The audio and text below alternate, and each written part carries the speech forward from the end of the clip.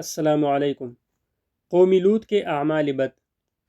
حضرت لوط علیہ السلام نے مصر سے آ کر شہر صدوم میں قیام کیا اور دیکھا کہ یہاں کے باشندے خدا کی نافرمانی میں اس قدر مبتلا تھے کہ دنیا کی کوئی برائی بھی ایسی نہ تھی جو ان میں نہ پائی جاتی ہو۔ دنیا کے ہر قسم کی برائیوں کے علاوہ وہ اپنی نفسانی خواہشات کو عورتوں کے بجائے مردوں سے پورا کرتے تھے، لڑکوں سے اختلاط کرتے تھے۔ دنیا کی کوئی قوم بھی ایسے عمل میں ملوث نہیں ہوئی تھی۔ وہ اسی قوم نے اس ناپاک عمل کی ایجاد کی تھی جس کا نام لواطت سے مشہور ہے، اور علی الاعلان یہ کام کرتے تھے۔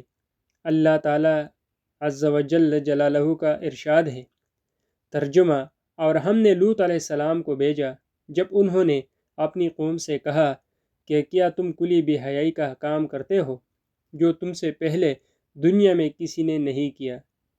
تم عورتوں کو چھوڑ کر مردوں سے اپنی خواہش پوری کرتے ہو، بلکہ تم حد سے گزر جانے والے لوگ ہو۔ اس کے علاوہ یہ بھی تھا کہ باہر سے کوئی سوداگر کسی قسم کا کوئی مال لاتا تو ہر آدمی دیکھنے کے بہانے تھوڑا تھوڑا مال لے جاتا، پھر واپس نہ دیتا۔ عرض یہ ہے کہ ہر قسم کے فسق و فجور ان قوم میں موجود تھے۔ حضرت لوط علیہ السلام نے ہر قسم کی نصیحت کی اور گزشتہ قوموں کے واقعات سنائے، لیکن ان پر کسی بات نے اثر نہ کیا۔ ویڈیو کو پسند آنے کی صورت میں ہمارا چینل سبسکرائب کریں تاکہ آنے والے ہر ویڈیو کے نوٹیفیکیشن آپ تک پہنچ سکے۔ مہربانی، شکریہ۔